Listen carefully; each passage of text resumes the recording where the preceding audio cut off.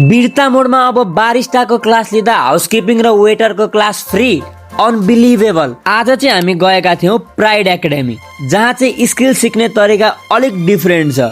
यहाँ barista, housekeeping र वेटरको training provide गरिन्छ र सबै कोर्समा चाहिँ थ्योरी भन्दा बढी प्र्याक्टिकललाई फोकस दिइने रहेछ। सुरुमा हामी गयौँ वेटरको ट्रेनिङ हुने ठाउँमा। त्यहाँ चाहिँ स्टुडेन्टहरू मजाले ट्रेनिङ गर्दै हुनुहुन्थ्यो। भर्खरै ओपन भएकाले यहाँ स्टुडेन्टहरू चाहिँ अलिक कम्ती नै हुनुहुँदो रहेछ। बारिस्टा क्लासको कुरा गर्दाखेरि चाहिँ यहाँ रियल प्र्याक्टिसमा मिल्क युज गरिने रहेछ, जसले गर्दाखेरि चाहिँ रियल क्याफे जस्तो एक्सपिरियन्स पाइन्छ।